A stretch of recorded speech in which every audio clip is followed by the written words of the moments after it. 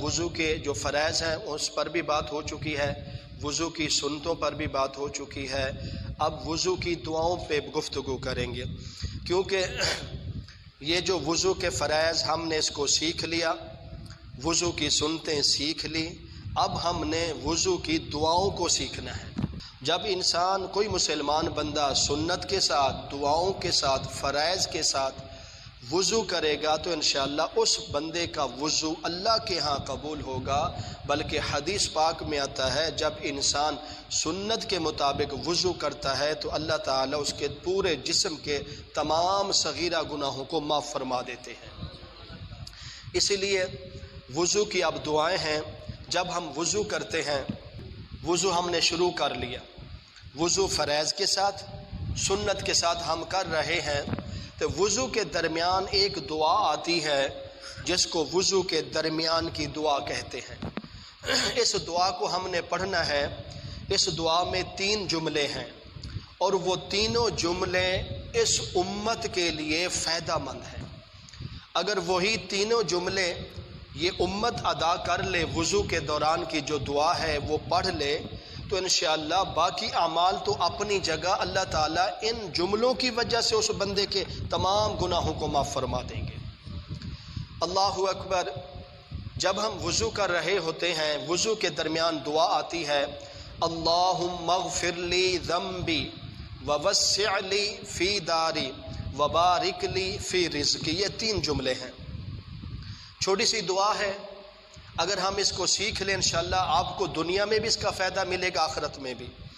اللہم اغفر لی ذنبی، یہ جو دعا ہے یہ ہم نے وضو کے درمیان پڑھنی ہے۔ تو یہ الفاظ آپ نے کہنا ہے، اللہم اغفر لی ذنبی، اے میرے پروردگار، اے میرے اللہ، مغفر لی ذنبی، میں آپ سے تمام گناہوں کی معافی مانگتا ہوں۔ یہ کتنا بڑا جملہ ہے۔ ایک تو آپ کو اللہ نے بلایا، آپ نماز پڑھنے کے لیے آئے، آپ سنت کے مطابق وضو کر رہے ہیں، اور اس سنت کے مطابق، فرائض کے مطابق وضو کے درمیان میں جب آپ اس جملے کو پڑھیں گے، اللہم اغفر لی ذنبی، اے پروردگار میں گناہ گار ہوں، میں خطا کار ہوں، میں دنیا میں پھنسا ہوا ہوں، میں دنیا کے معاملات میں پھنسا ہوا تھا، میں دنیا کے کاروبار میں مصروف تھا، لین دین میں مصروف تھا، رشتہ داروں میں مصروف تھا، کاروبار میں مصروف تھا، اور دوست احباب کے ساتھ مصروف تھا۔ ان تمام مصروفیات میں پروردگار اگر میری آنکھ سے گناہ ہوا ہے، کان سے گناہ ہوئے ہیں، زبان سے گناہ ہوا ہے، ہاتھوں سے گناہ ہوا ہے، پاؤں سے گناہ ہوئے ہیں، تو پروردگار اس تمام گناہوں کی میں آپ سے اللہم اغفر لی ذنبی، پروردگار میں تمام گناہوں کی آپ سے مغفرت طلب کرتا ہوں۔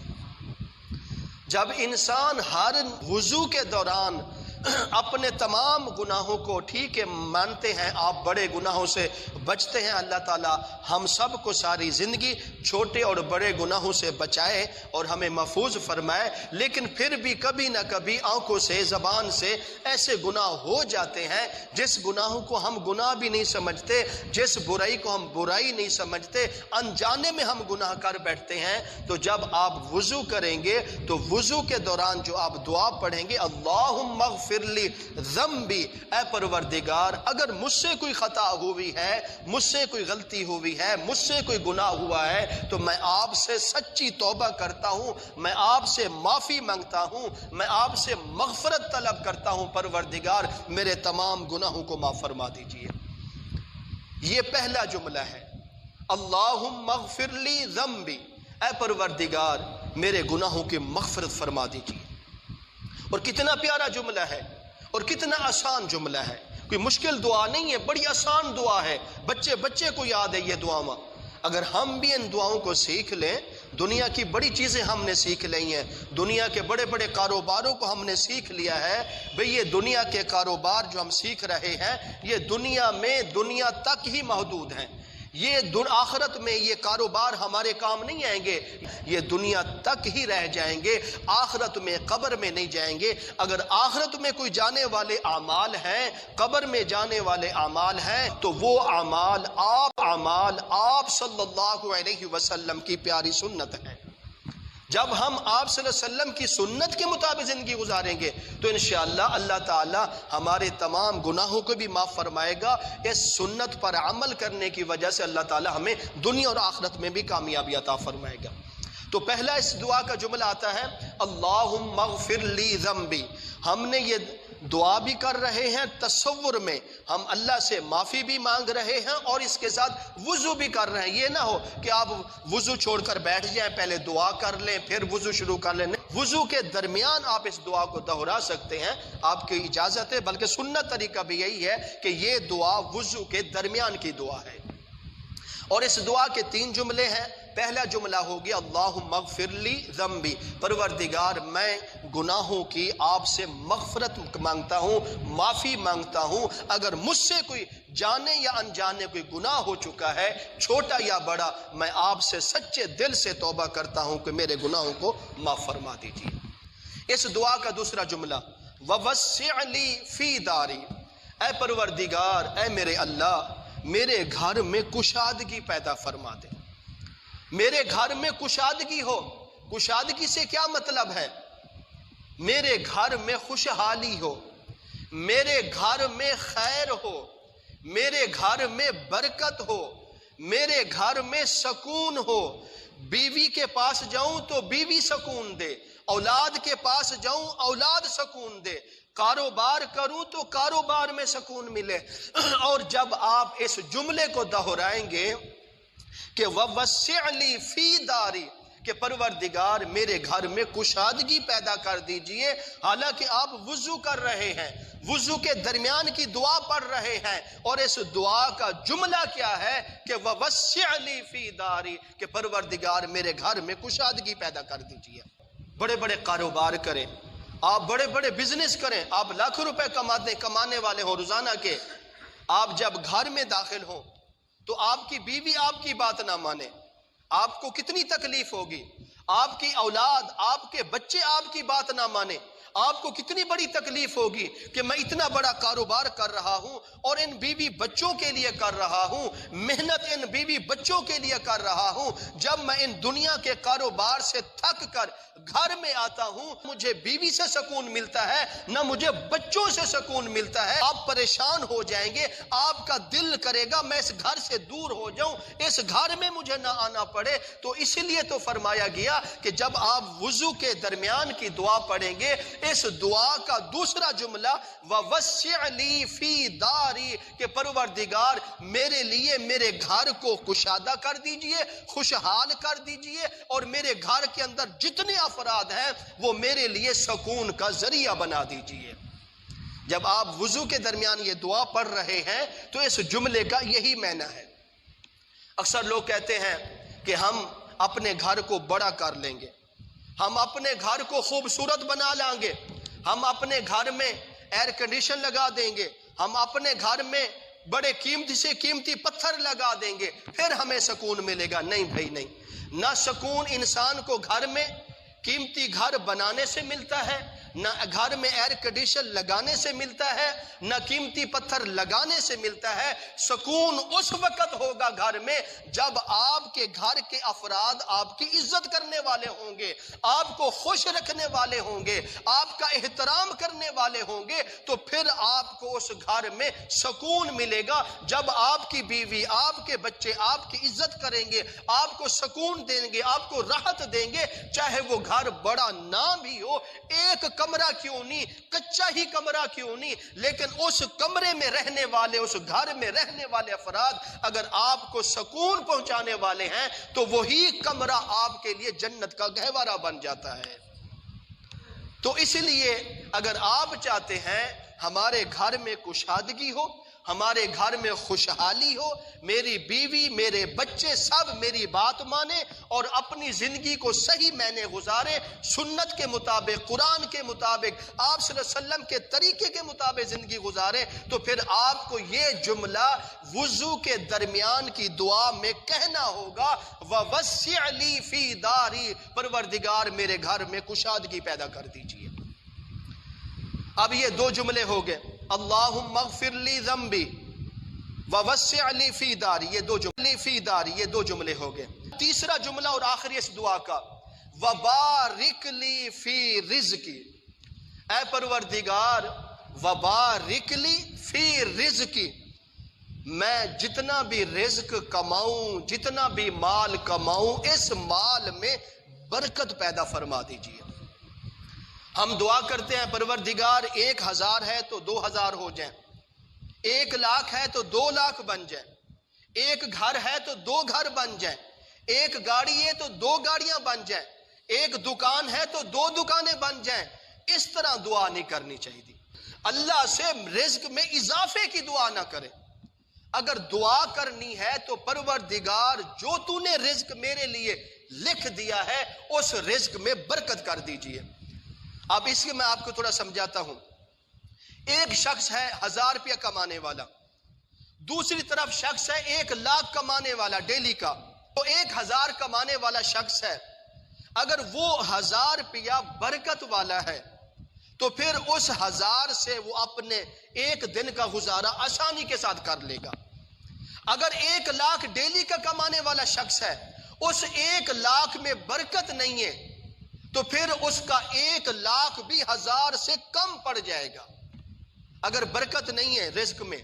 تو پھر آپ لاکھوں روپے کمانے والے ہوں، آپ پھر کچہریوں کے چکر لگائیں گے، آپ پھر عدالتوں کے چکر لگائیں گے، آپ پھر ہسپتالوں کے چکر لگائیں گے، آپ کسی دوسری دنیا کے کاموں میں چکر لگائیں گے، حتیٰ کہ اگر آپ کے رزق میں برکت نہیں ہے تو پھر آپ کا مال اللہ کے راستے پر نہیں لگے گا بلکہ برے کاموں پر خرچ ہوگا، فضولیات پر خرچ ہوگا، برے راستے پر خرچ ہوگا۔ اگر آپ اللہ سے طلب کریں گے پروردگار رزق میں برکت ہو، تو بظاہر دیکھنے میں اگر رزق تھوڑا ہوگا اس میں برکت آ گئی تو وہ آپ کے لیے تھوڑا پیسہ، تھوڑا مال ہی آپ کے لیے کفالت پوری کر جائے گا۔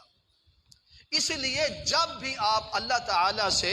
رزق طلب کرتے ہیں تو رزق میں اضافے کی دعا نہ کیا کرے، بلکہ پروردگار میرے رزق میں ایسی برکت ہو کہ چاہے جتنا بھی میرے نصیب میں لکھا ہوا ہے کہ پروردگار اس میں خوش رہوں، تو پھر یہ ہوگا اگر آپ کے رزق میں برکت ہوگی تو آپ زیادہ ڈاکٹروں کے پاس، ہسپتالوں کے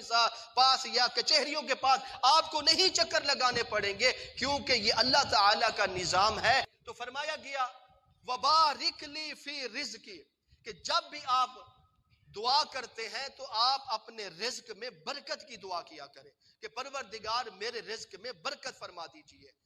تو اس دعا کا جو ہم وضو کے درمیان دعا پڑھتے ہیں، تیسرا جملہ ہے اس دعا کا وہ یہ ہے وبارک لی فی رزقی، پروردگار جو آپ مجھے رزق عطا کریں گے، کر رہے ہیں، دیں گے، اس تمام رزق میں برکت عطا کر دیجئے۔ جب اس رزق میں برکت آ جائے گی تو انشاءاللہ وہی رزق آپ کے لیے دنیا میں بھی فائدہ بنے گا، اور برکت والا رزق استعمال کرنے کی وجہ سے اللہ تعالیٰ آپ کو دنیا میں بھی عزت دے گا اور آخرت میں بھی عزت دے گا۔ تو اس دعا کے جو وضو کے درمیان کی دعا ہے،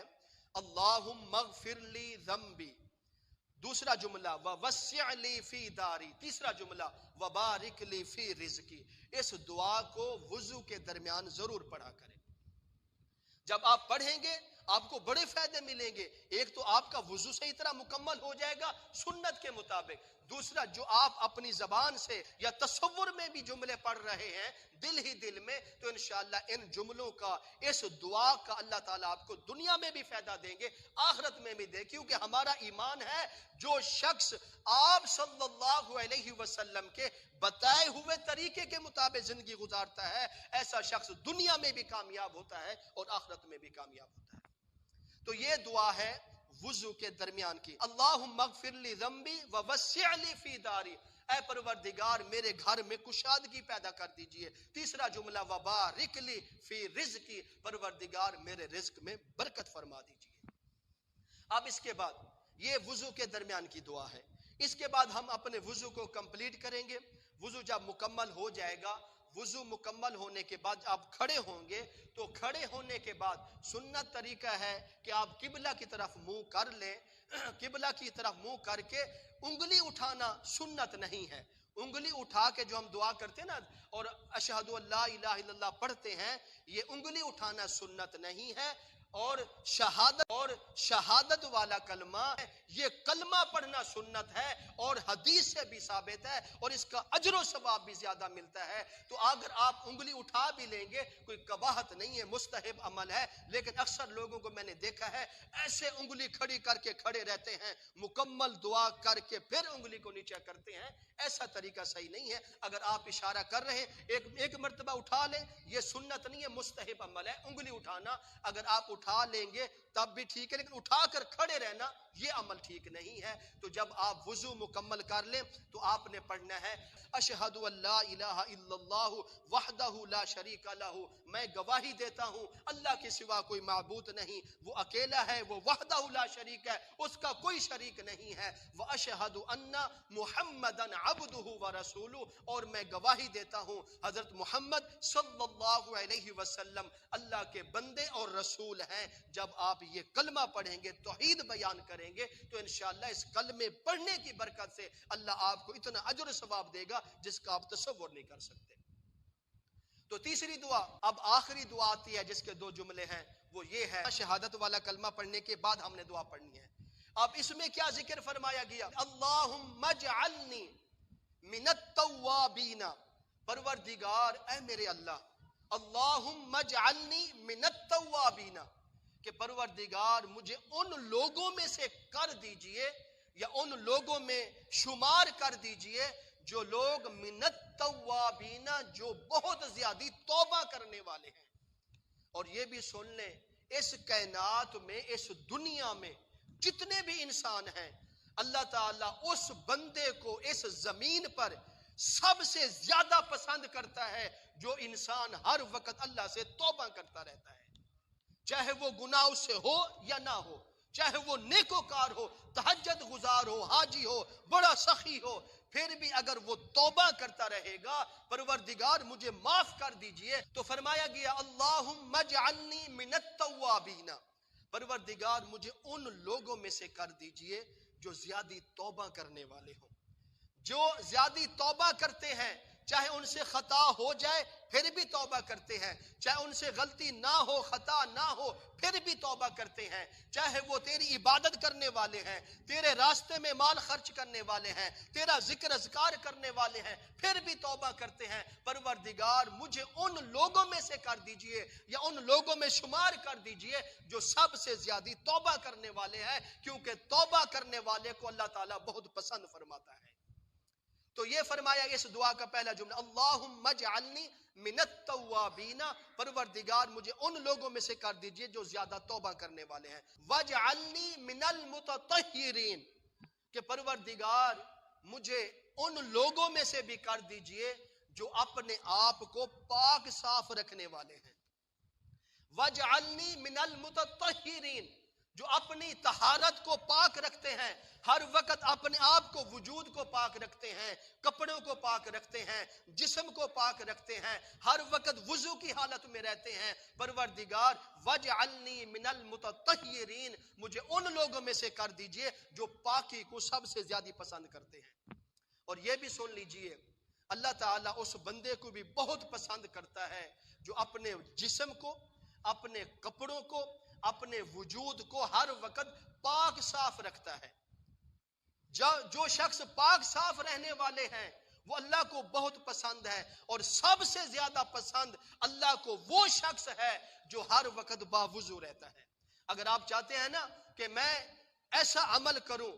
میں سیدھا جنت میں چلا جاؤں، میں بغیر حساب کتاب کے جنت میں چلا جاؤں، اللہ تعالیٰ مجھے دنیا کا کوئی معاملات بھی نہ پوچھے، مروں تو ایمان والی موت ملے، قیامت کے دن کھڑا ہوں تو اللہ تعالیٰ اپنی رحمت کا سایہ میرے سر پر کر دے، اور جب قیامت کے دن حساب کتاب ہوگا تو بغیر حساب کتاب کے اللہ مجھے جنت میں بھیج دے، تو وہ یہ عمل ہے۔ آپ معمول بنا لیں اور اپنی زندگی کا تہیہ کر لیں کہ آپ 24 گھنٹے باوضو رہا کریں،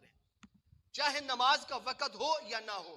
چاہے آپ نے ذکر کرنا ہے یا نہیں کرنا، چاہے آپ نے درود پڑھنا ہے یا نہیں پڑھنا، چاہے آپ کوئی نیکی کا کام کریں یا نہ کریں، آپ باوضو رہا کریں تو انشاءاللہ اس باوضو رہنے کی برکت سے اللہ آپ کو اتنا اجر دے گا جس کا آپ تصور نہیں کر سکتے۔ آپ صلی اللہ علیہ وسلم جب معراج میں گئے تھے نا تو آپ صلی اللہ علیہ وسلم نے جب معراج میں گئے تھے نا تو آپ صلی اللہ علیہ وسلم نے حضرت بلال رضی اللہ تعالیٰ عنہ کے قدموں کی آہٹ جنت میں پہلے سن لی تھی۔ حالانکہ آپ صلی اللہ علیہ وسلم ابھی جنت میں داخل نہیں ہوئے تو آواز آئی کہ جیسے کوئی جنت میں چل رہا ہے، ٹہل رہا ہے۔ تو جب آپ صلی اللہ علیہ وسلم جنت میں گئے تو پھر یہی دیکھا کہ بلال کے جنت میں چلنے کی آہٹ آ رہی ہے، آواز آ رہی ہے۔ واپسی پر آپ صلی اللہ علیہ وسلم نے پوچھا کہ بلال تو دنیا میں کون سا کام کرتا ہے، کون سا عمل کرتا ہے؟ یہ تو اللہ کا بھی فیصلہ ہے، جنت میں سب سے پہلے آپ صلی اللہ علیہ وسلم داخل ہوں گے، پھر اس کے بعد انبیاء داخل ہوں گے، پھر اس کے بعد آپ صلی اللہ علیہ وسلم کی امت داخل ہوگی، لیکن بلال جنت میں خود جانے سے پہلے تیرے قدموں کی آہٹ سنی، آخر کون سا عمل کرتا ہے؟ حضرت بلال رضی اللہ تعالیٰ عنہ عرض کرتے ہیں کہ یا رسول اللہ صلی اللہ علیہ وسلم میں کوئی اور بڑا عمل تو نہیں کرتا، لیکن ایک عمل ہے اور میں 24 گھنٹے باوضو رہتا ہوں، اس وجہ سے شاید اللہ نے مجھے یہ مقام دیا ہو۔ تو آپ صلی اللہ علیہ وسلم نے فرمایا بلال یہی عمل ہے، اسی عمل کی وجہ سے اللہ نے آپ کو بہت بڑا مقام اور رتبہ دیا ہے۔ تو یہ دعائیں تھی، 3 دعائیں جو میں نے آپ کے اس کے فضائل بھی آپ کے سامنے رکھ دیے اور اس کی وضاحت بھی آپ کے سامنے رکھ دی۔ جب آپ وضو کریں گے تو آپ ان دعاؤں کو پڑھنا ہے۔ وضو کے درمیان کی دعا اللہم اغفر لی ذنبی ووسع لی فی داری وبارک لی فی رزقی، یہ درمیان کی دعا۔ وضو کمپلیٹ کر کے کھڑے ہوں گے، قبلہ کی طرف منہ کر کے، انگلی اٹھانی بھی ہے شہادت والی، بس مختصر کر کے پھر ہاتھ نیچے کر لے تو یہ آپ نے کلمہ پڑھنا ہے اشہد ان لا الہ الا اللہ وحدہ لا شریک لہ واشہد ان محمدا عبدہ ورسولہ۔ کلمہ پڑھنے کے بعد پھر آپ نے اللہم اجعلنی من التوابین وَجْعَلْنِي مِنَ الْمُتَطَهِّرِينَ، جب آپ اس طرح دعاؤں کے ساتھ وضو کو کمپلیٹ کریں گے تو انشاءاللہ اس طرح وضو کرنے کی وجہ سے آپ کی ہر عبادت اللہ کے ہاں فوراً قبول ہوتی جائے گی۔ وضو کر کے اگر آپ اپنی زبان سے سبحان اللہ بھی کہہ دیں تو اس کا بھی اللہ اتنا اجر دے گا جس کا انسان تصور نہیں کر سکتا۔ آپ کے سامنے وضو کے فضائل اور وضو کی دعاؤں کا تذکرہ کر دیا ہے، انشاءاللہ باقی نماز کے مسائل